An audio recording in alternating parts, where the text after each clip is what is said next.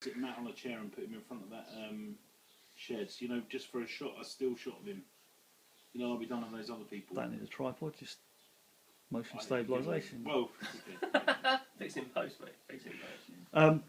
If you don't mind us hanging about, if you're doing a kit prep, that could be nice cutaways and stuff. I've done it. It's right, I'm not, okay. most of the kit, I've literally just taken the sticks and stuff, and it's all by the front door at the minute. Oh, right, okay, no worries. Do you own much kit? Or do you hire in, or do they provide it? Oh, sorry, send you text. Sorry. That's right. I own some kits, not huge amounts. I've got a couple of different tripods. I've got a Canon 7D kit with a few lenses. I've got a few bits of lighting, you know, some red heads, LED panel and stuff, and some odd, like, random other bits, sound bits and stuff. It's a lot of investment to make, and A, I can't afford the big investments at the moment, and B, a lot of the jobs that I do, kit's provided. So spending 30 grand on broadcast camera kit wouldn't necessarily help me that much going, you know, because there is a bit of speculate to accumulate, but you also have to weigh up, like, by buying this kit, how much extra work is that going to get me? And that's the tricky one, you know. There's certain formats and stuff now that I know that I could buy a camera and get return on it, but that's really for existing clients rather than any extra work. Yeah. There's some kit that I'll buy that will hopefully get me extra work, but again, it's a finance thing. You know, the next big purchase for me at the moment is probably the Blackmagic Pocket cinema camera, which I pre-ordered, which is very nice. Yeah. And I got a couple of old TV lenses for that, but that's like 800 quid. You know, that's not a big outlay. It's not like. Is that a 4K one or 2K or something? Or? No, it's HD. Right. Because it's about the size of an iPhone. It's about compact. Oh, camera. right. It's I had no idea. Size. It's a brilliant bit of kit. It's about the size of a compact camera. Micro Four Thirds active mount, but Super 16 size sensor. Records HD ProRes or lightly compressed Cinema DNG onto SDXC or whatever it is, the new ones. It's like $699 plus VAT. You know, it was a no-brainer. Yeah, you know, it's a brilliant bit of kit. The larger Blackmagic cameras, the 4K one's interesting. You know, 4K for 4K, Super 35 sensor. But although Blackmagic's getting used more and more, there's too many issues with it that, you know, the audio inputs and certain controls on it and so forth. It's like, I'll have to wait till that's out in the wild. Do you find anybody bothers with dual audio or double system anymore? Yeah, a fair bit. I mean, I do a lot because I've got my Canon 7D, and there's a lot of shoots that I do either with 7D or on 5D, and you know that will be dual system because you know audio on the SLRs is terrible. So if I'm shooting with my 7D and it's just me, I'll have that and my Zoom H4. I did a shoot the other day, which was 2 5Ds. We had a sound guy on that recording to his 702, I think, the sound devices. So that's kind of come back a bit, actually, because of the SLR revolution. Because of the use of this, the dual system recording has kind of come back a bit. Whereas it used to be you have a sound guy, if you're lucky enough to have one, going into a mixer and then into the back of a camera. Now you're going onto a solid state recorder because of the camera formats. Okay, so there's 3 questions I think we've asked everyone. They're like, it's like fundamental. We'll probably edit around whatever your answers are. So don't just remember what the questions are. So this is where a notepad and pen. Well, a script. Who are you? What do you do, and why does it matter? So who are you? Yeah. What do you do? Why does that matter?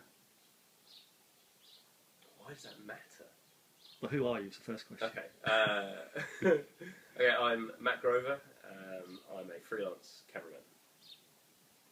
And why does that matter? What? I guess the question really is what benefit do you bring to the world, or what what do you get hired for?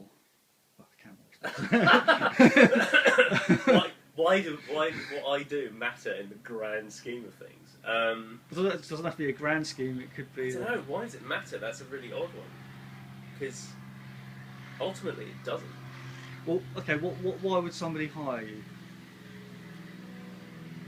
It's not an interview question, by the way. It's just like, I mean, presumably they'd hire you because you're like brilliant, right? I mean. So okay, why would they hire me over somebody else? Or I don't know. It is a weird question, isn't it? It is. In, I mean, in the this whole context, why does it matter thing? Because normally we're strange. asking people who make feature films and never get anywhere. Yeah, right, So it's like, But what we should ask Matt, I just remember what I was going to ask him is, you know, like what he'd say to someone who was starting out, or because that's what we really want to get from you is like, you know, if it's cut with people who are kind of wanting to get to a stage where they can make a living. If you're making a living, you know, what would you say to someone, or what would you say to someone? Is it a bad idea to start making features, or is it better to do? Say, I mean, you kind of said it earlier on, but yeah, I mean, it's. So yeah, if you had to give one piece of advice to like somebody in their late teens, early 20s who was mad for it, It really depends with your knowledge of the industry, how it is today. Yeah, would you say I mean, don't bother, or do it as an amateur? The perfect example of this is my daughter. My daughter Megan is 15, coming up on 16, and currently she wants to be a camera person. You know, she's just seen what I do, and you know, she basically. I remember when she first told me she wants to film Doctor Who, so she's currently got that in her mind, and that's great. I'll support her as best I can, and. For me, personally, if I'd have started doing this when I was 18, I'd be in a very different position now than I am, because I changed into it. So, you know, don't go to university, starters. That's just an absolute waste of time. If you want to do this industry, don't bother with university. Potentially go to film school. It's hard to get into. But you know, if you can get into the National or something, going to the film school is going to give you a much better opportunity if you're going to spend that amount on education than you will going to do a media degree or something, which are useless as far as I can tell from my experience in the industry. You know, speaking to people, even when I was doing work experience at BBC, you know, I'd speak to a guy there who was doing stuff. And I'd go, oh yeah, what, you know. How do you get into this? And he'd go, oh, I've got a master's in media production. I was like, oh, great, so what do you do? Oh, I'm a runner. Everybody starts off at the bottom. You know, unless you're very lucky and you make your Blair Witch, your monsters, and you get in further up. You know, it's like everybody starts off at the bottom. You basically, I think, if the people who will make it are the ones who really want to and have a passion for it, and you've got to be prepared to work like a slave, because the people that don't get any respect. You've got to put in, you've got to do your job, put in all the effort, and then start asking questions. You know, there's no point in walking onto a set on your first day and talking to the cameraman and say, oh, you know, can I get a go? Can I get a go? It's like, no, you make the cups of tea, do your cable bashing, do everything, and then some. Because then people will take notice and people will respect you because you're willing to put the effort in. There's a lot of people who are trying to get into this industry who think that they don't have to work for it for whatever reason. That it's just going to, you know, they're on a media course or whatever, and it's like, well, I already know everything. It's like, no, you don't. You don't know anything. Once you start working in the industry, you'll figure out what it is. And this is coming from me, somebody who, in my career as it stands, I'm reasonably successful in the sense that, you know, I'm fortunate enough to be doing better than some of my colleagues in the sense of the amount of work and so forth, which I do work for. You know, I put the effort in to try and get that, but again, I'm not shooting necessarily the stuff that I really want to be doing, the stuff that I'm passionate about. You've obviously got a passion for the industry. Yeah. I mean, like I say, I mean, partly with me, it's like when I made that decision to like really back Michelle over kind of my own freelance career, it was like, but in the back of my mind, part of that was like, well, that's me, an easy cop out for me, you know. It's like because I'm comfortable in the day job, you know, I love the industry, but I'm in a similar position. so you know, it's, but for me, it was like. It was purely based on finance more than passion, really. It's like, well, can't really afford to do it, and you know, be a silent partner in a small business, and you know, support the day job. So it's like, but you know, you think a more reckless, passionate person might have said, "Fuck Michelle, fuck the day job. I've got my 702T. I can just you know hire a tent and off you go." Yeah, it's. I'm in a similar thing. You know, it's money that's kind of dictating what I do. I've got to pay the bills. I've got commitments. I've got to earn a living. If I could not do that and just spend all my time and throw that all into shooting indie features and you know vanity projects, brilliant. Maybe when I win the lottery, you know. But this is for me. It's a real world, and I do admire people that are going out and just making features, but they're few and far between the ones who are solely doing that on an indie level, and they've generally got a bit of money behind them to begin with. You know, they either come from a well-off background or whatever, and they've got the opportunity to do that. It's exactly the same as when I got laid off from Gadget Shop. It was a brilliant opportunity because I got the redundancy, because I got to sign on. It gave me that opportunity to go and do 8 weeks unpaid work experience, and then I got a paid job because I had the opportunity. It was like a lucky break, really, because without that, you just wouldn't have the breathing space. I was very lucky in that respect. Yeah, I mean, I have worked to get where I am, and there's still a long way to go in my career. But it was that moment, that opportunity that cropped up that I had to take. And the second one that came up was in 2009 when I went freelance as a camera op. It was that leap of faith moment to break out of what was a not secure but reasonably stable production job that I was getting, you know, 8-week, 12-week contracts rolling, to go properly freelance. There was a leap of faith to do that. I'm glad I did it, you know, because this is what I want to be doing. I like camera operating. It's a very tactile thing, you know. Do you find? So you know, talking about the technology side. I mean, do you find there's many women in the industry? Do you find many female camera operators? Or? There is this. It's not a myth, but there is this thing about the industry. It's a male-dominated industry. I would say that yes, it is still very male-dominated on the technical side. In my experience in the industry, most of the people I've worked for in production, most of my bosses have been women. You know, the production side of it within factual broadcast is very much female-driven. Female directors, producers, female production managers, female line managers, line producers. It's very, you know, it's massive female over male quota.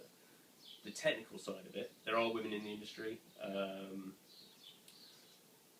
but it is much more male biased, I think. Yeah, I don't know necessarily why. You know, the most of the women that I've worked with who have been on the technical side of stuff have been really good.